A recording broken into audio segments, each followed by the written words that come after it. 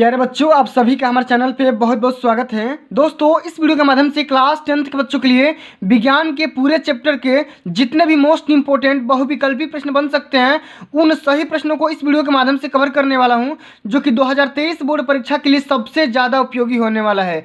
प्यारे बच्चों, ये जो वीडियो है ये क्लास 10th के बच्चों के लिए विज्ञान के पूरे 100 बहुविकल्पी प्रश्नों का महामैराथन क्लास होने वाली है। और आप सभी यकीन मानो कि अगर आप इन 100 प्रश्नों को तैयार कर लेते हो तो बोर्ड के पेपर में आप सभी से जितने भी मोस्ट इंपोर्टेंट एमसीक्यू पूछे जाएंगे उन सभी प्रश्नों का यहाँ पे एक भी प्रश्न इससे बाहर नहीं आएगा और आप सभी का बोर्ड के पेपर में 70 में 70 पक्का हो जाएगा।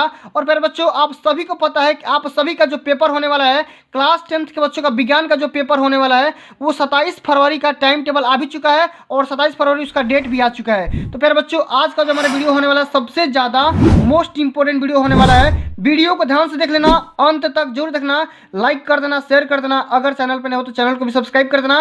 फिर बच्चों, एक बात मैं आप सभी को बताना चाहता हूँ, जो भी मैं आप सभी को यहाँ पे 100 प्रश्नों की सीरीज लेकर के आया हूँ, ठीक है, आप सभी को मैं बता देना चाहता हूँ ये जितने भी यहाँ पे क्वेश्चन आप सभी लोग यहाँ पे देख पा रहे हो बहुत ही मेहनत से यहाँ पे लेकर के आया हूँ। और ये जो पेपर यहाँ पे तैयार किया हूँ, जो भी यहाँ पे मॉडल से तैयार किया हूँ, देखो प्रीवियस ईयर पेपर उठा करके देखोगे सभी क्वेश्चन मिलेंगे, ओरिजिनल पेपर उठा करके देखोगे तभी मिलेंगे। अच्छा है, जो कोई भी यहाँ पे मॉडल पेपर तैयार करके देखोगे तरह तरह के प्रीवियस ईयर पेपर, तरह तरह के मॉडल पेपर से इन सभी सारे क्वेश्चन को तैयार किया गया है, बहुत सारा मेहनत लगा है। तो आप सभी से हम्बल रिक्वेस्ट है कि वीडियो को शुरू से लेकर के एंड तक जरूर देख लेना, क्योंकि अगर वीडियो को नहीं देखते हो, अंत तक नहीं समझते हो तो बोर्ड के पेपर में आपके यहाँ पे 70 में 70 जो सपना देख रहे हो वो कभी नहीं पूरा होने वाला, ये मैं दावे के साथ बोल सकता हूँ।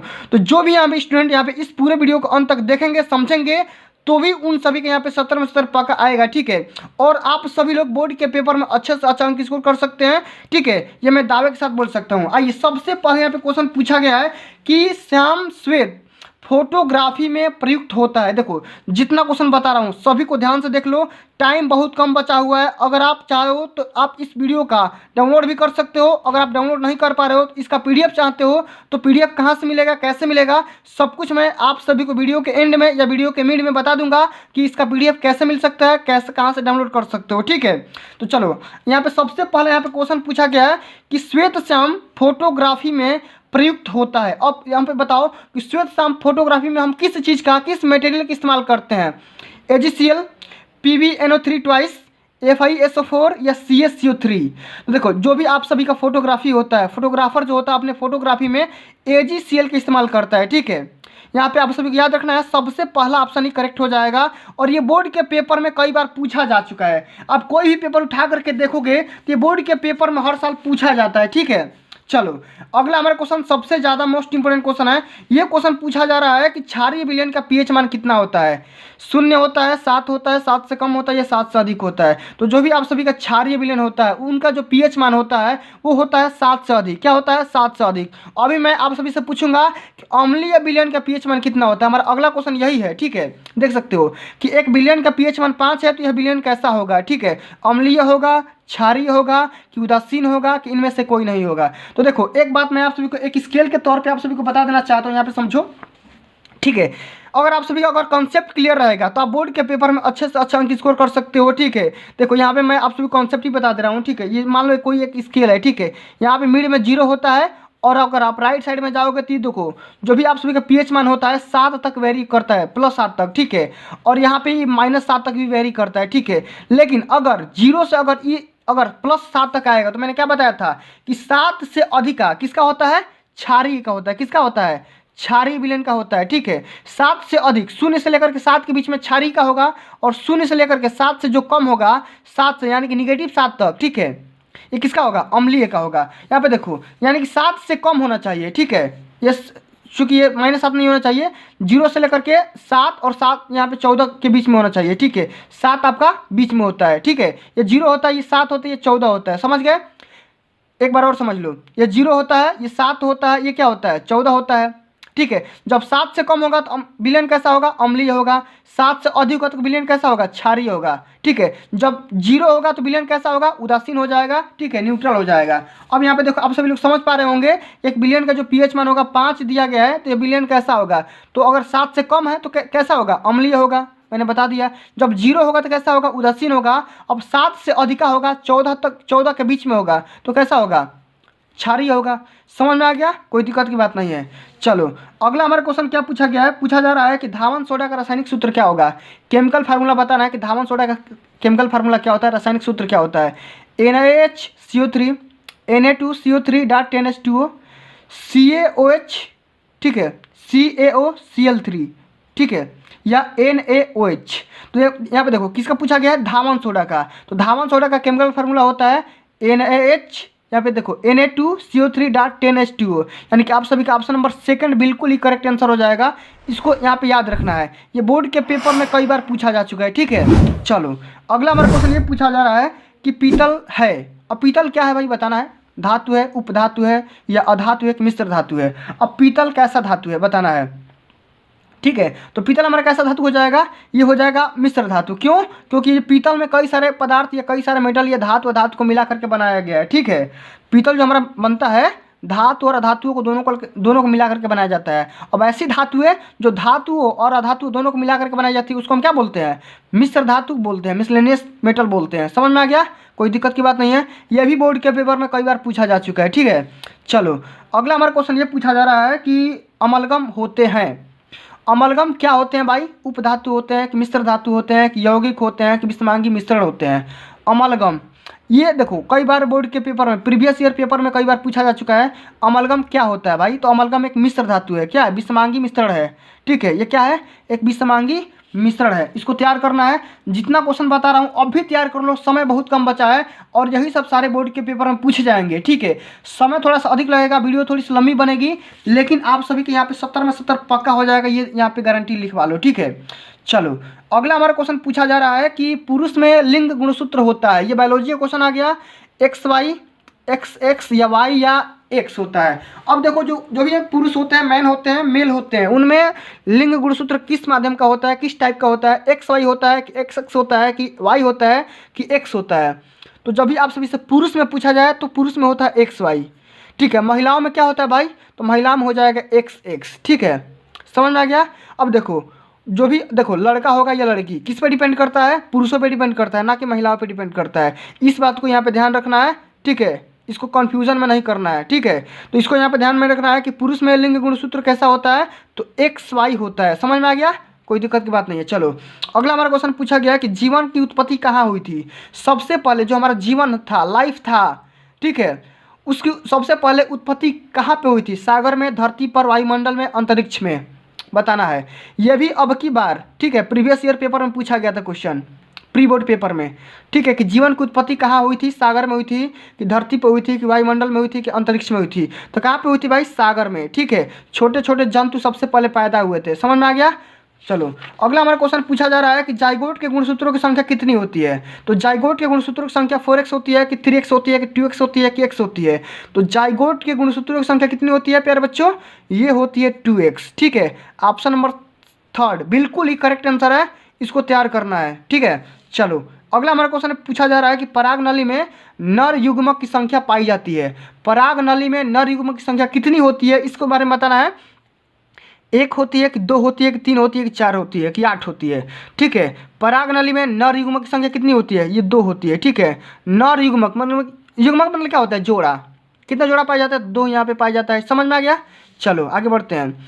अगला हमारा क्वेश्चन पूछा गया है कि यकृत स्रावित करता है। मतलब यकृत जो हमारा लीवर होता है ये क्या करता है भाई, लार करता है कि जठरस पैदा करता है कि पित्तरस देता है कि अग्न्याशिक रस देता है, ठीक है, बताना है। तो यकृत क्या स्रावित करता है, तो हमें क्या देता है, पित्तरस देता है। क्या देता है, पित्तरस देता है। ऑप्शन नंबर थर्ड बिल्कुल ही करेक्ट आंसर हो जाएगा। अगला हमारा question very very most important question है, ये अब की बार की बोर्ड के पेपर में पक्का पूछा जाएगा। क्वेश्चन हमारा यह है कि विटामिन सी का अच्छा स्रोत क्या है। विटामिन सी का सबसे अच्छा स्रोत क्या है, अंडा, मछली, गेहूं या संतरा। तो विटामिन सी सभी को पता होगा कि विटामिन सी खट्टे पदार्थों में पाया जाता है, खट्टे चीज़ों में पाया जाता है। तो यहाँ पे खट्टा चीज़ कौन सा हो जाएगा, संतरा। तो संतरा में हमारा विटामिन सी पाया जाता है। समझ में आ गया। चलो अगला हमारा क्वेश्चन पूछा गया है, फिजिक्स का क्वेश्चन है। पूछा जा रहा है कि किलोवाट घंटा मात्रक होता है, किसका मात्रक होता है, शक्ति का, धारा का, ऊर्जा का या आवेश का। तो किलोवाट घंटा, देखो यहाँ पे किलोवाट घंटा KWH से इसे डिनोट करते हैं। किसका मात्रक होता है प्यारे बच्चों? ये होता है शक्ति का, पावर का यूनिट होता है। किसका होता है? पावर का यूनिट होता है।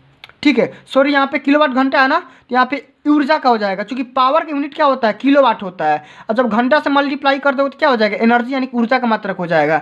इसको यहाँ पे ध्यान रखना है। वाट या किलोवाट या मेगावाट शक्ति का मात्रक होगा, लेकिन किलोवाट घंटा या किलोवाट मिनट पूछ देगा तो किसका मात्रक हो जाएगा? एनर्जी यानी कि ऊर्जा का मात्रक हो जाएगा। इसको ध्यान में रखना है।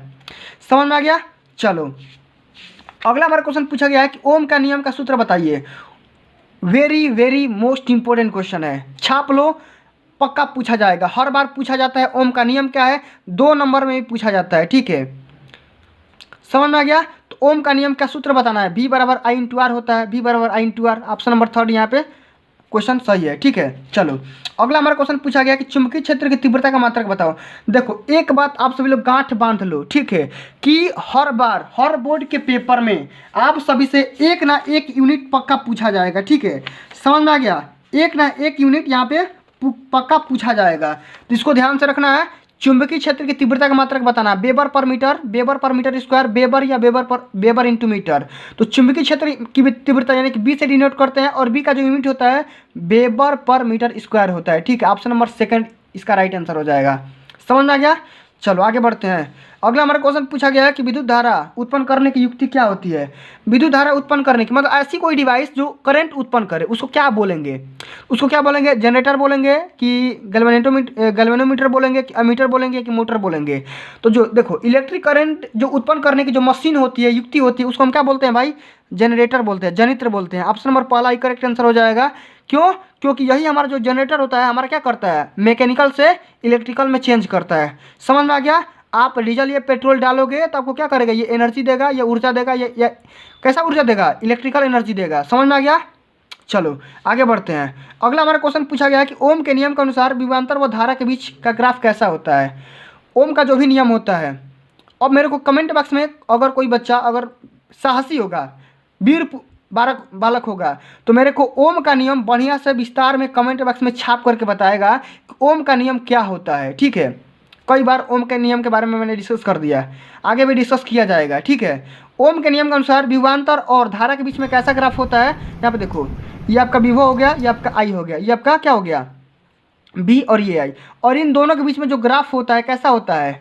एकदम स्ट्रेट लाइन यानी कि सीधा होता है, यानी कि सरल रेखा होता है। समझ में आ गया? कैसा होता है? सीधा होता है। चलो सरल रेखा होता है। ऑप्शन नंबर पहला ही करेक्ट आंसर हो जाएगा। चलो अगला हमारा क्वेश्चन पूछा गया है कि हीटर का तार बना होता है, जो भी हम हीटर अपने घर में खाना बनाने के लिए इस्तेमाल करते हैं, उसका जो तार बना होता है, वायर जो बना होता है, किस मटेरियल का बना होता है? किस मेटल का बना होता है बताना है। तांबे का, पीतल का, नाइक्रोम का या लोहे का? हीटर का तार किस मटेरियल का? Very very most important question है, कई बार बोर्ड के पेपर में पूछा जा चुका है, कंपटीशन में भी ये क्वेश्चन पूछा जाता है। हीटर का तार किस मटेरियल का बना होता है? पीतल का, तांबे का, नाइक्रोम का या लोहे का? किसका बना होता है? नाइक्रोम का बना होता है। किसका बना होता है? नाइक्रोम का। एक बात और मेरे को ये कमेंट बॉक्स में छाप करके बताओ कि जो इलेक्ट्रिक बल्ब होता है, बल्ब, ठीक है, यहाँ पे देखे होगे इसमें भी एक तार बना होता है। ठीक है, अब बताओ कि बल्ब का जो फिलामेंट बना होता है ये किस मटेरियल का बना होता है? ये मेरे को कमेंट बॉक्स में अभी का अभी तुरंत छाप करके बताओ। अगर आप वाकई में पढ़ते होगे तो कमेंट में मेरे को कमेंट में आंसर जरूर दोगे। देखो वीडियो में बहुत ज़्यादा व्यूज आता है, लाइक कम आता है, ठीक, कमेंट कम आता है, तो वीडियो में लाइक भी बराबर आना चाहिए और उसका कमेंट भी बराबर आना चाहिए। जितना व्यूज आ रहा है उसी के हिसाब से कमेंट भी और उसी के हिसाब से लाइक भी आना चाहिए, शेयर भी आना चाहिए। समझ में आ गया? आप लोग लाइक वगैरह नहीं करते हो, कमेंट भी नहीं करते हो, कुछ बताते नहीं हो कि वीडियो कैसा है, कैसा लग रहा है, अच्छा लग रहा है कि बुरा लग रहा है, कि किसी भी प्रकार का इंप्रूवमेंट चाहिए तो मेरे को कमेंट बॉक्स में फीडबैक दोगे तभी तो मैं इंप्रूव करूँगा। ठीक है, इस बात को ध्यान में रखना है। समझ में आ गया? चलो अगला हमारा क्वेश्चन है कि एल्केनो का रासायनिक सूत्र क्या होगा। एल्केनो का केमिकल फार्मूला बताना है। CnH2n+2, CnH2n, CnH2n-2 या C2H2, C2H8, H4 बताना है। एल्केनो क्या पूछा जा रहा है? एल्केनो का केमिकल फार्मूला का सामान्य सूत्र बताना है। ठीक है, तो क्या हो जाएगा? CnH2n+2। ये तो भाई याद करने वाला चीज़ है। ठीक है, एल्कीन, एल्काइन, एल्केन, एल्केनो, ये सब कुछ याद करने वाला चीज़ है। ठीक है, आप सभी को क्या करना पड़ेगा? इसका सामान्य सूत्र कम से कम याद करना पड़ेगा। समझ में आ गया? चलो आगे बढ़ते हैं। अगला हमारा क्वेश्चन पूछा गया कि ब्यूटेनॉन में क्रियात्मक समूह है और ब्यूटेनॉन में क्रियात्मक समूह कौन सा है। ठीक है, बहुत ही मोस्ट इंपॉर्टेंट क्वेश्चन है और ये बोर्ड के पेपर में ऑलरेडी कई बार पूछा जा चुका है। ठीक है, इसका इस तरीके से यहाँ पे डिनोट करते हैं, देखो डबल बॉन्ड, ये भी डबल बॉन्ड है। ठीक है, और C डबल बॉन्ड O। ठीक है, इसको क्या बोलेंगे कि इसका क्रियात्मक समूह है तो ब्यूटेनॉन में। ठीक है, इसी को ये प्रेजेंट करेगा। समझ में आ गया। चलो आगे बढ़ते हैं। ये क्वेश्चन बहुत बहुत मोस्ट इंपॉर्टेंट क्वेश्चन है कि लिथियम विकर्ण दर्शाता है। एक बार वीडियो को प्यार से लाइक कर दो और एक बार वीडियो को प्यार से शेयर कर दो, क्योंकि बहुत सारा मेहनत लगता है ऐसी वीडियो कंटेंट क्रिएट करने में, बहुत सारा टाइम लगता है। समझ में आ गया। चलो आगे बढ़ते हैं। लिथियम विकर्ण दर्शाता है सोडियम के साथ, पोटेशियम के साथ, एल्यूमिनियम के साथ या मैग्नीशियम के साथ। किसके साथ लिथियम विकर्ण दर्शाता है, किसके साथ दर्शाता है, तो मैग्नीशियम के साथ दर्शाता है। Mg के साथ ये विकर्ण, विकर्ण मतलब ऐसा, ठीक है, तिर्यक, इसके साथ विकर्ण दर्शाता है। किसके साथ, मैग्नीशियम, Mg के साथ दर्शाता है। समझ में आ गया। इस क्वेश्चन को तैयार कर लेना, बोर्ड के पेपर में पक्का पूछेगा। ठीक है, चलो आगे बढ़ते हैं। बहुत सारे क्वेश्चन है, अभी तो कुछ नहीं, अभी तो शुरुआत है। ठीक है, चलो आगे बढ़ते हैं। यूरेनियम है, कैसा है, कैसा धातु है, क्षार धातु है, अधातु है, ये रेडियो एक्टिव पदार्थ है, ये गैस है। यूरेनियम, यूरेनियम का हम इस्तेमाल कहाँ करते हैं, बम ब्लास्ट करने में, बम वगैरह बनाने में, बारूद वगैरह बनाने में करते हैं। ठीक है, तो कैसा हो जाएगा, ये रेडियो एक्टिव पदार्थ हो जाएगा। ठीक है, रेडियो एक्टिव मटेरियल हो जाएगा यूरेनियम। यूरेनियम को हम कैपिटल यू से डिनोट करते हैं। ठीक है, इस बात को ध्यान में रखना है। चलो आगे बढ़ते हैं। अगला हमारा क्वेश्चन पूछा जा रहा है कि मनुष्य में दूध के दांतों की संख्या कितनी होती है। जो भी हमारा दूध का दांत होता है, उस दूध का दांतों की संख्या कितनी होती है, 20 होती है कि 24 होती है कि 28 होती है कि 32 होती है। तो मानव में दूध के दांतों की संख्या कितनी होती है प्यारे बच्चों, ये होती है 20। कितनी होती है, 20 होती है। कितनी होती है, 20 होती है। इसको ध्यान में रखना है। चलो बहुत ही आसान सा क्वेश्चन है। अगला हमारा क्वेश्चन पूछा जा रहा है कि रुधिर के कितने समूह होते हैं। रुधिर का मतलब क्या होता है, रक्त, रक्त मतलब ब्लड, क्या होता है, ब्लड। ठीक है, अब पूछा जा रहा है कि ब्लड के कितने ग्रुप होते हैं। तो मेनली ब्लड के 4 ग्रुप होते हैं। कितने ग्रुप होते हैं, 4 ग्रुप। एक होता है ए, एक होता है बी, एक होता है ओ, एक होता है ए बी। अब मेरे को ये कमेंट बॉक्स में छाप करके बताओ कि इसमें से ऐसा कौन सा ब्लड ग्रुप है जो कि ब्लड ले सकता है लेकिन ब्लड दे नहीं सकता है। अब एक और बताओ कि ऐसा कौन सा ग्रुप है जो ब्लड ले भी सकता है और ब्लड दे भी सकता है। 2 क्वेश्चन अभी मैंने इसी के से रिलेटेड पूछ दिया और बाकी पीछे क्वेश्चन पूछा था। सभी को कमेंट बॉक्स में छाप करके बताना है। वीडियो को रोको अभी और कमेंट में कमेंट करो, उसके बाद वीडियो को आगे देखो। ठीक है, चलो आगे बढ़ते हैं। डीएनए पाया जाता है। ठीक है, अब यहाँ पे देखो एक और क्वेश्चन आ गया, डीएनए। डीएनए का पूरा नाम मैंने यहाँ पे नहीं लिखा है, तो अगर आपको पता है तो लिख करके बताओ। ठीक है, ये पूछा जा रहा है कि डीएनए किस में पाया जाता है, कोशिका द्रव्य में, कोशिका केंद्र में, या केंद्रक द्रव्य में, या केंद्रिका में, या केंद्रक में। तो कोशिका किस में पाई जाती है, तो कोशिका द्रव्य में पाया जाता है। ठीक है, ये डीएनए कहाँ पाया जाता है, किस में पाया जाता है, कोशिका द्रव्य में पाया जाता है। Very very most important question है। ठीक है, चलो आगे बढ़ते हैं। अगला हमारा क्वेश्चन क्या पूछा गया है, सबसे ज़्यादा, फिजिक्स वाले क्वेश्चन का आप मेरे को पता है आसानी से उड़ा देते होगे। ठीक है, तो पेपर में खाली फिजिक्स का क्वेश्चन ही नहीं आएगा, केमिस्ट्री का भी आएगा, बायोलॉजी का भी आएगा। तो सारे सेक्शन को मजबूत बनाओगे तभी तो 70 में 70 पाओगे। ठीक है, चलो पूछा गया क्वेश्चन कि विद्युत आवेश का मात्रक क्या होगा।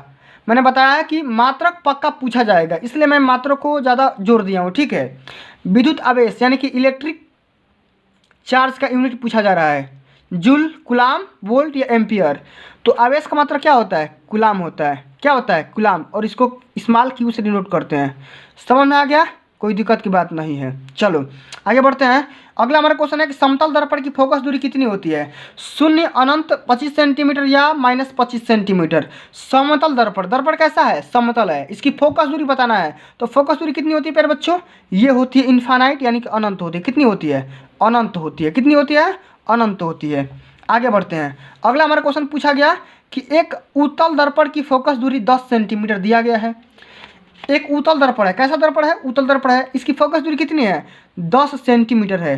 अब पूछा जा रहा है कि दर्पण की वक्रता त्रिज्या ज्ञात करिए।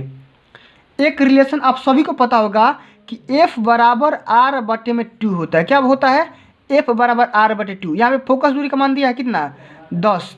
हमें R का मान निकालना है, R/2, बटा में 2 है, इधर जाएगा क्या हो जाएगा, R बराबर 10 × 2 यानी कि 20 हो जाएगा। 20 सेंटीमीटर कितना हो जाएगा, 20 सेंटीमीटर, मारो 20 सेंटीमीटर। ऑप्शन नंबर सेकंड बिल्कुल करेक्ट आंसर हो जाएगा। ये क्वेश्चन बोर्ड के पेपर में हमेशा 2 नंबर में पूछे जाते हैं, बहुविकल्पी में भी पूछे जा सकते हैं। ठीक है, इसको तैयार करना। चलो आगे हमारा क्वेश्चन है कि निर्वात में प्रकाश की चाल कितनी होती है। निर्वात यानी कि वैक्यूम में जो हमारा लाइट होता है उसकी वेलोसिटी बताना कितना होता है। तो निर्वात में प्रकाश की चाल कितनी होती है, 3 × 10⁸ मीटर पर सेकेंड। ऑप्शन नंबर तीसरा बिल्कुल करेक्ट आंसर हो जाएगा। 3 × 10⁸ मीटर पर सेकेंड होता है।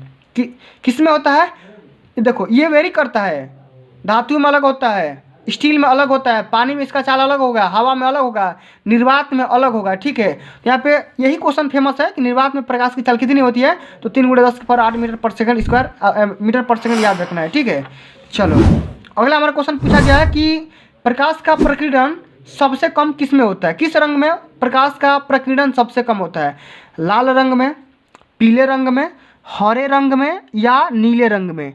तो जो प्रकाश का हमारा प्रकीर्णन होता है सबसे कम किस रंग में होता है, तो सबसे कम हमारा लाल रंग में होता है। सबसे कम किस में होता है, लाल रंग में होता है।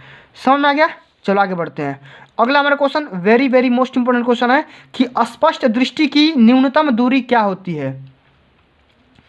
स्पष्ट दृष्टि मतलब कि ऐसा दूरी जितना दूर हम किसी भी वस्तु को बढ़िया से देख सकते हैं, 25 सेंटीमीटर, 50 सेंटीमीटर, 100 सेंटीमीटर या अनंत। तो स्पष्ट किसी वस्तु को हम स्पष्ट देख सकते हैं। जैसे मान लो ये पेंसिल रखा गया है, ये लिखावट ही रखा गया है, तो कितना दूर पे रखेंगे तो हम स्पष्ट देख सकते हैं। उसी दूरी का नाम है कितना होता है, 25 सेंटीमीटर होता है। अब मेरे को ये कमेंट बॉक्स में छाप करके बताओ कि अनंत कितना होता है। स्पष्ट दृष्टि का मतलब कि दूर बिंदु कितना होता है। ठीक है, कितना होता है मेरे को छाप करके बताना। विद्युत धारा का मात्रा क्या होता है, कूलाम, एम्पियर, ओम या जूल। तो इलेक्ट्रिक करंट का मात्रक पूछ रहा है तो क्या होता है, एम्पियर होता है। क्या होता है, एम्पियर। समझ में आ गया। अब हम आगे बढ़ते हैं। अगला जो हमारा क्वेश्चन है सबसे ज़्यादा मोस्ट इंपोर्टेंट क्वेश्चन है। ठीक है, इसको भी तैयार करना है, ये बोर्ड के पेपर में कई बार पूछा जा चुका है। ठीक है, देखो क्लास 10th विज्ञान अब की बार 90% पार, अब की बार वाकई में 90% पार करना चाहते हैं। इस सीरीज को आप सभी को एंड तक जरूर देखना पड़ेगा। एक बात और आप सभी को यहाँ पे ध्यान रखना पड़ेगा कि अगर आप सभी को ये भी सीरीज समझ में आ रही है, महामैराथन वाली क्लास समझ में आ रही है, तो एक बार प्यार से वीडियो को लाइक कर देना, वीडियो को शेयर भी कर देना, सारे दोस्तों में फैला देना। अगर आप संभव हो तो अपने व्हाट्सएप के ग्रुप में भी शेयर कर देना, स्टेटस भी अपलोड कर लेना। समझ में आ गया। चलो आगे बढ़ते हैं। अगला हमारा क्वेश्चन ये पूछा जा रहा है कि श्वेत श्याम फोटोग्राफी में प्रयुक्त होता है। मैंने ऑलरेडी बता रखा है, कोई दिक्कत की बात नहीं है। अब मेरे को इसका राइट आंसर अभी बताओ, मैं ये नहीं बताऊंगा। सबसे पहला वीडियो का सबसे पहला क्वेश्चन मैंने यही बताया था कि श्वेत श्याम फोटोग्राफी में प्रयुक्त होता है। किसका हम यूज करते हैं, AgCl का या PbNO3 ट्वाइस का या FeSO4 का या CaCO3 का इस्तेमाल करते हैं। ठीक है, कमेंट बॉक्स में अभी छाप करके बताओ। चलो अगला हमारा क्वेश्चन यहाँ पे ये पूछा जा रहा है कि क्षारीय विलयन में फिनाफ्थलीन सूचक का रंग कैसा होता है। क्षारीय विलयन में यानी कि एसिड विलयन में फिनाफ्थलीन सूचक का, ये जो हमारा इंडिकेटर है, इसका रंग कैसा होता है। लाल होता है कि पीला होता है कि नीला होता है कि रंगहीन होता है। कैसा होता है, ये लाल होता है, रेड कलर का होता है। इसको यहाँ पे तैयार करना है, ध्यान से समझना है। ये भी वेरी मोस्ट इंपोर्टेंट क्वेश्चन है। समझ में आ गया। चलो अगला क्वेश्चन ये भी पूछ दिया कि क्षारीय विलयन का pH मान कितना होता है। तो क्षारीय विलयन मतलब कि 7 से अधिक है। क्या होता है, 7 से अधिक वाला ऑप्शन सही हो जाएगा। अम्लीय कितना होता है, 7 से कम होता है। उदासीन विलयन का pH मान कितना होता है, 0 होता है। समझ में आ गया। चलो आगे बढ़ते हैं। अब एक क्वेश्चन बताओ कि शुद्ध जल का pH मान कितना होता है। अब प्यारे बच्चों ये बताओ, शुद्ध जल कैसा होता है, न्यूट्रल होता है। और किसी भी उदासीन विलयन होता है, और उदासीन विलयन का pH मान कितना होता है, 0 होता है। 0 वाला पे टिक कर लो। ठीक है, समझ में आ गया। एक बात और, शुद्ध जल क्या pH मान कितना होता है, सॉरी 0 नहीं ना होकर के ये 7 होगा। क्या होगा, 7 होगा। ये 0 नहीं होगा, क्या होगा, 7 होगा। ठीक है, चलो आगे बढ़ते हैं। अगला हमारा क्वेश्चन ये पूछा जा रहा है कि एंटीमनी है। एंटीमनी क्या है, धातु, अधातु, उपधातु या मिश्र धातु। एंटीमनी क्या है, अभी मैंने बताया था। एंटीमनी क्या है भाई, एक ये क्या है, एंटीमनी धातु है, उपधातु है, अधातु एक मिश्र धातु है। तो क्या है, एक उपधातु है। क्या है, एक उपधातु है। समझ में आ गया। चलो आगे बढ़ते हैं। अगला हमारा क्वेश्चन पूछा जा रहा है कि आघात वर्धनीयता प्रदर्शित करता है। इसमें से ऐसा कौन सा पदार्थ है जो कि आघात वर्धनीयता का क्वालिटी प्रदर्शित करता है। सल्फर, आयोडीन, फास्फोरस या तांबा? इसमें से कौन सा ऐसा पदार्थ है बताओ? तांबा। तांबा क्या करता है भाई? आघात वर्धनीयता का क्वालिटी प्रदर्शित करता है। समझ में आ गया? चलो आगे बढ़ते हैं। एल्किन श्रेणी का प्रथम सदस्य है। एल्किन श्रेणी का सबसे पहला सदस्य कौन सा है? मेथेन, एथेन, एथिलीन या एसिटिलीन? कौन सा है? एथिलीन है। कौन सा है? एथिलीन। ये आप सभी को याद करना पड़ेगा, ठीक है। एल्केन का कौन सा होता है, एल्किन का कौन सा होता है, एल्काइन का कौन सा होता है, एल्केनो का कौन सा होता है, ये सभी चीज़ों को आप सभी को याद करना पड़ेगा। समझ में आ गया? चलो आगे बढ़ते हैं। C2H6 का IUPAC नाम बताना है। बोर्ड के पेपर में आप सभी से 2-3 नंबर के IUPAC नाम पूछे जाएंगे, ठीक है। तो C2H6 ये देखो मैंने अभी बताया था CnH2n+2, अभी मैंने बताया था। ये किसका सूत्र होता है भाई? ये होता है एथेन का। क्या होता है? एथेन का होता है, ठीक है। एथेन मार दो। चलो आगे बढ़ते हैं। अगला हमारा क्वेश्चन पूछा जा रहा है कि निरूपक तत्व है। इसमें से कौन सा ऐसा तत्व है जो कि निरूपक तत्व के नाम से जाना जाते हैं? Na, K या Ac या हीलियम, ठीक है। तो इसमें सोडियम, पोटेशियम, स्ट्रोंशियम या हीलियम बताना है। इसमें से कौन सा हो जाएगा? हमारा सोडियम हो जाएगा। Na कौन सा तत्व है? निरूपक तत्व के नाम से जाना जाता है। समझ में आ गया? चलो आगे बढ़ते हैं। अगला हमारा क्वेश्चन ये पूछा जा रहा है कि निम्नलिखित में से किसका आकार बड़ा होता है? लिथियम, सोडियम, पोटेशियम या रुबिडियम? किसका आकार? आकार मतलब जिसका परमाणु त्रिज्या सबसे बड़ा होगा वही तो सबसे बड़ा होगा। तो इसमें से कौन सा सही हो जाएगा? इसका रुबिडियम सही आंसर हो जाएगा। कौन सा सही हो जाएगा? रुबिडियम यानी कि Rb। समझ में आ गया? चलो आगे बढ़ते हैं। यकृत स्त्रावित करता है। अभी मैंने बताया था कि यकृत किस चीज़ का स्त्रावित करता है? लार, जठरस या पीतरस या अग्न्याशिक रस? तो मैंने क्या बताया था? यकृत किस चीज़ का स्त्रावित करता है? पीतरस का स्त्रावित करता है, ठीक है, निकालता है। समझ में आ गया? आगे बढ़ते हैं। विटामिन C का सबसे अच्छा स्रोत क्या है? अंडा, मछली, गेहूं या संतरा? क्या है? संतरा। मैंने अभी बताया था। समझ में आ गया? आगे बढ़ते हैं। पुष्प में कितने भाग होते हैं? तो पुष्प में मेनली 4 भाग होते हैं, ठीक है। कितने भाग होते हैं? मेनली 4 भाग होते हैं। चलो अगला हमारा क्वेश्चन पूछा गया है कि पराग नली में नर युग्मक की संख्या कितनी होती है?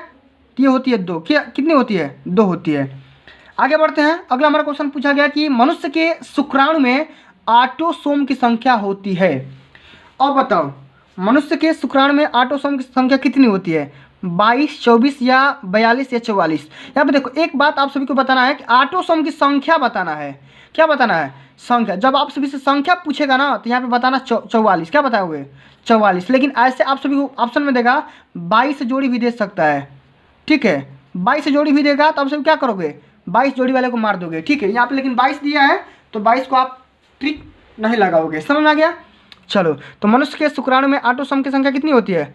44 होती है, यानी कि 22 जोड़ी होती है। चलो अगला हमारा क्वेश्चन है कि समतल दर्पण की फोकस दूरी कितनी होती है? 0, अनंत, 25 सेंटीमीटर या -25 सेंटीमीटर? तो समतल दर्पण कैसा दर्पण है? समतल दर्पण। इसकी फोकस दूरी कितनी होती है? अनंत होती है। चलो अगला हमारा क्वेश्चन है कि स्वस्थ आंख के लिए स्पष्ट दृष्टि की न्यूनतम दूरी कितनी होती है? 25 सेंटीमीटर होती है। ऑलरेडी बता रखा हूँ। चलो आगे बढ़ते हैं। अगला हमारा क्वेश्चन कि दूरदृष्टि दोष के कारण प्रतिबिंब बनता है। बताओ दूरदृष्टि दोष के कारण प्रतिबिंब कहाँ बनता है? सबसे पहले आप सब ये समझ लो कि दूरदृष्टि दोष होता क्या है। अब देखो दूरदृष्टि दोष में ये होता है कि इंसान को दूर की वस्तु तो दिखाई देती है परंतु नज़दीक की वस्तु दिखाई नहीं देती है, ठीक है। अब इसका दोष क्या हो जाता है? ठीक है, इसका प्रतिबिंब कहाँ बनता है? रेटिना पर बनेगा कि रेटिना के पीछे बन जाएगा कि रेटिना के आगे बनेगा कि रेटिना के नेत्र लेंस पर बनेगा? तो कहाँ बनेगा? ये बनेगा रेटिना के पीछे। कहाँ बनेगा? रेटिना के पीछे बनेगा, ठीक है। कहाँ बनेगा? रेटिना के पीछे बनेगा। इसको यहाँ पे समझना है। अगला हमारा क्वेश्चन कि विद्युत आवेश का मात्रा क्या होता है? अभी मैंने बताया था इलेक्ट्रिक चार्ज की यूनिट क्या होती है? कूलाम होती है। स्मॉल क्यू से मैंने डिनोट करके बताया भी था। समझ में आ गया? चलो एक अश्व शक्ति बराबर होता है 1 हार्स पावर में कितना वाट होता है? ये बताना है। 726 वाट, 736 वाट, 746 वाट या 756 वाट? एक अश्व शक्ति में कितना वाट होता है? 746 वाट होता है। कई बार बोर्ड के पेपर में क्वेश्चन पूछा जा चुका है। समझ में आ गया? आगे बढ़ते हैं। अगला हमारा क्वेश्चन है सबसे ज़्यादा मोस्ट इंपोर्टेंट क्वेश्चन है कि डायनेमो उत्पन्न करता है आवेश, विद्युत वाहक बल, विद्युत क्षेत्र या चुंबकीय क्षेत्र? डायनेमो क्या करता है? डायनेमो, सभी लोग डायनेमो के बारे में परिचित होंगे, ये बोर्ड के पेपर में पूछता भी है। डायनेमो का सचित्र वर्णन करिए, इसका कार्यविधि भी स्पष्ट रूप से बताइए। लॉन्ग आंसर टाइप क्वेश्चन में पूछा जाता है। तो डायनेमो क्या करता है, ये विद्युत वाहक बल उत्पन्न करता है, इलेक्ट्रोमैग्नेटिक फोर्स, सॉरी यहाँ पे इलेक्ट्रोमैग्नेटिक ना होकर के, ठीक है, विद्युत वाहक बल उत्पन्न करता है, ठीक है। ईएमएफ, इसको क्या बोलते हैं, इलेक्ट्रोमैग्नेटिक फोर्स बोलते हैं। समझ में आ गया। चलो अगला हमारा क्वेश्चन है कि कोलीफार्म का समूह है। कोलीफार्म किसका समूह है भाई, विषाणु का, जीवाणु का, प्रोटोजोआ का, या इनमें से कोई नहीं। किसका समूह है भाई, ये किसका है, ये है प्रोटोजोआ का। किसका है, प्रोटोजोआ का है। समझ में आ गया। अगला हमारा क्वेश्चन है कि एक टेस्ला बराबर होता है 1 वेबर पर मीटर स्क्वायर, 1 गॉस, या 10⁻⁴ वेबर पर मीटर, या 10⁻⁴ गॉस। एक टेस्ला किसके बराबर है, 1 वेबर पर मीटर स्क्वायर के बराबर है। समझ में आ गया। अगला हमारा क्वेश्चन है कि प्रिज्म के द्वारा विचलन अधिकतम होता है। किस रंग के लिए प्रिज्म का अधिकतम विचलन होता है, ठीक है। बैंगनी रंग के लिए, हरे रंग के लिए, पीले रंग के लिए, लाल रंग के लिए। किसके लिए होता है, बैंगनी कलर के लिए प्रिज्म का विचलन सबसे ज़्यादा होता है। समझ में आ गया। आगे बढ़ते हैं। अगला हमारा क्वेश्चन है कि निर्वात में प्रकाश की चाल कितनी होती है।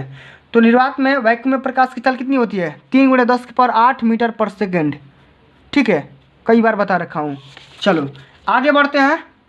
अगला हमारा क्वेश्चन है कि Fe2O3 + 2Al, ठीक है, ये रिएक्शन किया जा रहा है Al2O3 + 2Fe। पूछा जा रहा है कि ऊपर दी गई अभिक्रिया किस प्रकार की अभिक्रिया है, संयोजन अभिक्रिया, द्विविस्थापन अभिक्रिया, वियोजन अभिक्रिया, या विस्थापन अभिक्रिया, ठीक है, बताना है। एक बात यहाँ पे समझो, Fe के यहाँ पे 2 मॉलिक्यूल है, तो यहाँ पे कितने हैं, Fe के 2 मॉलिक्यूल है, ठीक है। एल्युमिनियम के 2 मॉलिक्यूल यहाँ पे है, एल्युमिनियम के 2 मॉलिक्यूल यहाँ पे है। ऑक्सीजन के 3 मॉलिक्यूल यहाँ पे है, ऑक्सीजन के 3 मॉलिक्यूल यहाँ पे है। कहने का सेंस यहाँ पे है कि रिएक्शन में किसी भी प्रकार के चेंजेस नहीं किए गए हैं, बस एक मॉलिक्यूल दूसरे मॉलिक्यूल से क्या हो गया है, ऐड हो गया है, और Fe यानी कि आयरन हमारा अलग हो गया है, ठीक है, यानी कि विस्थापित हो गया है। अब जब एक मॉलिक्यूल दूसरे मॉलिक्यूल के साथ विस्थापित हो जाएगा तो हम उस रिएक्शन को क्या बोलेंगे, विस्थापन अभिक्रिया बोलेंगे। समझ में आ गया। समझ में आ गया तो एक बार लाइक बटन दबा दो। चलो अगला हमारा क्वेश्चन है कि श्वेत श्याम फोटोग्राफी में प्रयुक्त होता है। AgCl कई बार बता रखा हूँ। क्षारीय विलयन का pH मान कितना होता है, क्षारीय विलयन का pH मान कितना होता है, 7 से अधिक होता है, ये भी बता रखा हूँ। निम्न में से प्रबल क्षार बताना है भाई, प्रबल क्षार इसमें से कौन सा होता है, KaOH twice, KOH, MgOH twice, या NH4OH ट्वाइस, ठीक है, NH4OH, ठीक है। तो इसमें बताना है कि प्रबल क्षार कौन सा होगा। तो प्रबल क्षार हमारा हो जाएगा पोटेशियम हाइड्रोक्साइड यानी कि KOH। ऑप्शन नंबर 2 बिल्कुल ही करेक्ट आंसर है। अगला हमारा क्वेश्चन है कि एंटीमनी है धातु, अधातु, उपधातु या मिश्र धातु। एंटीमनी कौन सी धातु है, ये उपधातु है। क्या है, उपधातु है। अगला हमारा क्वेश्चन कि लेड नाइट्रेट का रासायनिक सूत्र बताना है, लेड नाइट्रेट का केमिकल फार्मूला बताना है, ठीक है। PbNO3, PbNO3 twice, PbNO2 twice, PbO। तो लेड नाइट्रेट का केमिकल फार्मूला क्या हो जाएगा, PbNO3 ट्वाइस। ये बोर्ड के पेपर में कई बार पूछा जा चुका है, इसलिए इसको तैयार करना और इसको बढ़िया से लिख भी लेना अगर अपने नोटबुक में तैयार करते हो तो। चलो अगला हमारा क्वेश्चन ये पूछा गया कि समतल दर्पण की फोकस दूरी कितनी होती है, 2 बार बता दिया, अनंत होती है। कितनी होती है, अनंत होती है। यदि आपतन कोण I तथा परावर्तन कोण R हो, क्वेश्चन बोल रहा है कि यदि आपतन कोण I है और परावर्तन कोण क्या है, R है, तब अपवर्तित किरण विचलित होगी। कितनी विचलित होगी इसके बारे में बताना है। I - R के बराबर होगी कि I + R के बराबर होगी कि I × R के बराबर होगी कि sin I बटे में sin R के बराबर होगी। तो देखो जब आपतन कोण I दिया है और परावर्तन कोण जब R दिया है तो अपवर्तित किरण जो हमारा विचलित होगी वो I × R के बराबर होती है। विचलन कितना होता है, I × R के बराबर होता है। दोनों को आपस में गुणा कर देंगे तो हमारा विचलन निकल करके आ जाएगा। समझ में आ गया। चलो अगला हमारा क्वेश्चन पूछा जा रहा है कि उत्तल लेंस से बनने वाले, एक बार इसको देख लेना क्योंकि विचलित किरण, विचलित अपवर्तित किरण विचलित होगी तो विचलन हम कैसे निकालेंगे, I + R होना चाहिए, ठीक है, I + R होना चाहिए। इसको एक बार देख लेना, ठीक है।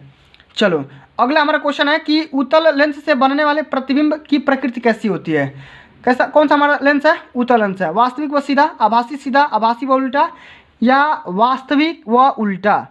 ठीक है, तो हमारा क्वेश्चन बोल रहा है कि उत्तल लेंस से बनने वाले प्रतिबिंब, देखो लेंस जो होता है हमारा दर्पण के जस्ट अपोजिट होता है। ठीक है, तो उत्तल लेंस हमारा किस दर्पण काम करेगा? अवतल दर्पण काम करेगा। और अवतल दर्पण वस्तु हमारा कैसा बनता है? वास्तविक और सीधा बनता है। ठीक है, इसलिए हमारा पहला ऑप्शन सही हो जाएगा। अगला हमारा क्वेश्चन है कि एक उत्तल दर्पण की फोकस दूरी 10 सेंटीमीटर दिया गया है, तो उसकी वक्रता त्रिज्या कितनी होगी? तो इसमें 2 से गुणा कर दो, r बराबर 2 इंटू एफ होता है, तो यहाँ पे 20 निकल करके आ जाएगा। ठीक है, चलो अगला हमारा क्वेश्चन है कि 50 सेंटीमीटर फोकस दूरी वाले उत्तल लेंस की क्षमता क्या होगी? अब सब क्षमता निकालने के लिए क्या करते हैं? P बराबर 1/f होता है, और f का मान हमेशा मीटर में होना चाहिए। ठीक है, इस बात को ध्यान में रखना है, f का मान हमेशा मीटर में होना चाहिए। यहाँ पे सेंटीमीटर में दिया है। ठीक है, तो यहाँ पे P बराबर क्या करेंगे? P बराबर 1/50 करेंगे, लेकिन अब देखो मीटर में चेंज करने के लिए क्या करेंगे? 100 से गुणा कर देंगे, तो 50 गुना 100 यानी कि 2 डायोप्टर निकल करके आ जाएगा, और डायोप्टर का मान प्लस में आएगा, यानी कि ऑप्शन नंबर सेकंड आ रहा है। ठीक है, समझ में आ गया? कोई दिक्कत की बात नहीं है। आगे बढ़ते हैं। अगला हमारा क्वेश्चन दिया गया है स्पष्ट दृष्टि की न्यूनतम दूरी कितनी होती है? 25 सेंटीमीटर, 50 सेंटीमीटर, 100 सेंटीमीटर या अनंत होती है? तो स्पष्ट दृष्टि की न्यूनतम दूरी कितनी होती है? और आप सभी लोग बता दोगे कि 25 सेंटीमीटर होती है सर। ठीक है, आगे बढ़ते हैं। अगला हमारा क्वेश्चन है कि स्वस्थ आँख के लिए दूरबिंदु कितना होता है? तो दूरबिंदु हमारा अनंत होता है। अभी मैंने बताया था जस्ट कुछ मिनट पहले कि किसी भी स्वस्थ आँख के लिए जो दूरबिंदु होता है हमारा अनंत होता है। मैंने बोला था आप सभी कमेंट बॉक्स में छापने के लिए। ठीक है, अगला हमारा क्वेश्चन है कि चंद्रमा से देखने पर आकाश का रंग कैसा दिखाई देता है? बैगनी, नीला, काला या सफ़ेद? तो चंद्रमा से जब किसी भी आकाश को देखोगे, कहीं पर भी देखोगे, तो आकाश का रंग कैसा दिखाई देगा? चंद्रमा से देख रहे हो तो कैसा दिखाई देगा? काला दिखाई देगा। कैसा दिखाई देगा? काला दिखाई देगा। लेकिन पृथ्वी से जब आप आकाश को देखोगे तो कैसा दिखाई देगा? नीला दिखाई देगा।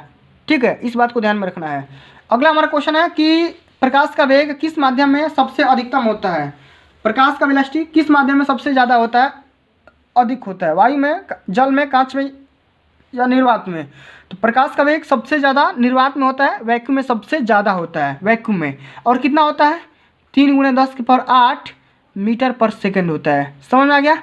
आगे बढ़ते हैं। अगला हमारा क्वेश्चन है कि विद्युत आवेश का मात्रक क्या होगा? आवेश का मात्रक कूलाम होता है। जूल किसका मात्रक होता है? एनर्जी का यानी कि ऊर्जा का। वोल्ट विभव का, और एम्पियर धारा का मात्रक होता है। समझ में आ गया? कोई दिक्कत की बात नहीं है। अगला हमारा क्वेश्चन मात्रक से ये है कि प्रतिरोध का मात्रक क्या होता है? प्रतिरोध का मात्रक क्या होता है? ओम, ओम प्रति मीटर, ओम इंटू मीटर या मीटर प्रति ओम। तो प्रतिरोध यानी कि रेजिस्टेंस का मात्रक क्या होता है? तो रेजिस्टेंस का मात्रक ओम होता है, और ओम को हम इस साइन से डिनोट करते हैं, ओमेगा से। समझ में आ गया? आगे बढ़ते हैं। अगला हमारा क्वेश्चन, हीटर का तार किसका बना होता है? ऑलरेडी बता रखा हूँ, तांबे का, पीतल का, नाइक्रोम का या लोहे का। किसका बना होता है? नाइक्रोम का बना होता है। मैंने पूछा था कि बल्ब का फिलामेंट किस मटेरियल का बना होता है? टंगस्टन का बना होता है। किस मटेरियल का बना होता है? टंगस्टन का बना होता है। अगला हमारा क्वेश्चन है कि ओम के नियम का सूत्र क्या होता है? तो V बराबर I इंटू R के बराबर होता है। V बराबर I इंटू R होता है। चलो अंतिम पेज के बारे में स्टडी करने जा रहे हैं। हमारा क्वेश्चन बोल रहा है कि विद्युत धारा उत्पन्न करने की युक्ति क्या बोलते हैं? ऐसी मशीन जो इलेक्ट्रिक करंट को डेवलप करे, उत्पन्न करे, बनाए, उसको क्या बोलेंगे? जनित्र, गैल्वेनोमीटर, अमीटर या मोटर? उसको क्या बोलेंगे? जनित्र बोलेंगे, जनरेटर बोलेंगे। ठीक है, पैदा करने वाला। ठीक है, जनरेटर क्या करता है? मैकेनिकल को इलेक्ट्रिकल में चेंज करता है। समझ आ गया? प्रोपेन का रासायनिक सूत्र क्या होगा? तो प्रोपेन का रासायनिक सूत्र क्या होता है? CnH2n+2 होता है। क्या होता है? CnH2n+2 होता है। इससे क्या हो जाएगा? C3H8 आ जाएगा। इस पर अगर n बराबर 2 रखोगे या 3 रखोगे तो आगे समझ में। चलो अगला हमारा क्वेश्चन है कि लिथियम विकर्ण दर्शाता है, किसके साथ दर्शाता है? तो मैंने ऑलरेडी बता रखा है कि मैग्नीशियम के साथ दर्शाता है। ठीक है, अगला हमारा क्वेश्चन है कि प्रकाश संश्लेषण क्रिया में ऑक्सीजन गैस निकलती है, CO2 से, जल से, वायु से या परहरित से? तो इसका क्या हो जाएगा? इसका हो जाएगा जल से। किससे निकलती है? जल से निकलती है। ऑक्सीजन कैसे निकलती है? जल से ही तो निकलती है। आगे बढ़ते हैं। DNA किस में पाया जाता है? कोशिका द्रव्य में, कोशिका केंद्रक द्रव्य में या केंद्रिका में या केंद्रक में? तो DNA हमारा किस में पाया जाता है? ये पाया जाता है कोशिका द्रव्य में पाया जाता है। किस में पाया जाता है? कोशिका द्रव्य में पाया जाता है। ऑप्शन नंबर पहला एक करेक्ट आंसर हो जाएगा। अगला हमारा क्वेश्चन है कि पुरुष में लिंग गुणसूत्र कैसा होता है? तो ये होता है XY। ठीक है, अगला हमारा क्वेश्चन, सबसे अंतिम नंबर क्वेश्चन यही है कि जीवन की उत्पत्ति कहाँ हुई थी सबसे पहले? सागर में, धरती पर, वायुमंडल में या अंतरिक्ष में? ऑलरेडी मैंने अभी बता रखा है कि जीवन की सबसे पहले उत्पत्ति कहाँ पे हुई थी? तो मैंने बताया था आप सभी लोग को कि जीवन सबसे पहले सागर में संभव हो पाया था। कहाँ पे? समुद्र में। कहाँ पे? समुद्र में संभव हो पाया था। क्यों? क्योंकि समुद्र में ही छोटे मोटे कीटाणु जो भी इंसेक्ट्स वगैरह होते हैं वहीं पे पैदा हुए थे और वहीं से जीवन की उत्पत्ति हुई थी। तो प्यारे बच्चों, आज की इस वीडियो के माध्यम से, महामैराथन की वीडियो के माध्यम से हमने पूरे के पूरे जितने भी यहाँ पे प्रीवियस ईयर पेपर में, मॉडल पेपर में या ओरिजिनल पेपर में या आए हुए पेपर में जितने भी यहाँ पे क्वेश्चन थे, मैंने आप सभी को इस वीडियो के माध्यम से कवर करवा दिया, जो कि 2023 के बोर्ड के पेपर के लिए सबसे ज़्यादा मोस्ट इंपॉर्टेंट थे। प्यारे बच्चों, यकीन मानो अगर आप इस पूरे वीडियो को देख लेते हो, अगर आपको एक बार में समझ में नहीं आ रहा है तो 2-3 बार इसी को देख करके चले जाओगे तो इसी में से आप सभी का पूरा फंस जाएगा, इससे बाहर नहीं पूछेगा, ये मैं दावे के साथ बोल रहा हूँ। ठीक है। एक बात और, अगर आप इन सभी वीडियो का PDF चाहते हैं तो PDF पाने के लिए आप सभी लोग को टेलीग्राम डाउनलोड करना पड़ेगा और टेलीग्राम में सर्च करना पड़ेगा ऑनलाइन स्टडी सीरीज। ठीक है। ऑनलाइन स्टडी सीरीज जाओगे, वहाँ पे उसका लिंक मिल जाएगा और उसी चैनल के माध्यम से आप सभी लोग को वहीं पे सारा डॉक्यूमेंट का, सारा चीज़ का, हर एक वीडियो का PDF वहीं पे प्रोवाइड किया जाता है। और आप सभी लोग को वहाँ पे अगर नहीं मिल पा रहा है तो मेरे को कमेंट बॉक्स में कमेंट कर देना कि सर मेरे को टेलीग्राम चैनल नहीं मिल रहा है। मैं तुरंत बता दूंगा कि टेलीग्राम चैनल प्राप्त करने के लिए उसका लिंक भी दे दूँगा। ठीक है। तो प्यारे बच्चों, आज के लिए बस इतना ही। अगर ये वीडियो आप सभी को अच्छी लगी होगी, आज का मेरा ये प्रयास आप सभी को अच्छा लगा होगा, तो वीडियो को एक प्यारा सा लाइक पहुंचा देना। वीडियो को अधिक से अधिक शेयर कर देना, दोस्तों में शेयर कर देना, रिश्तेदारों में शेयर कर देना, जहां मन करे वहां पे शेयर कर देना। ठीक है। और चैनल को अभी तक सब्सक्राइब नहीं कर पाए हो तो सब्सक्राइब भी कर देना। मिलते हैं अगली वीडियो में, तब तक के लिए जय हिंद, जय भारत, वंदे मातरम।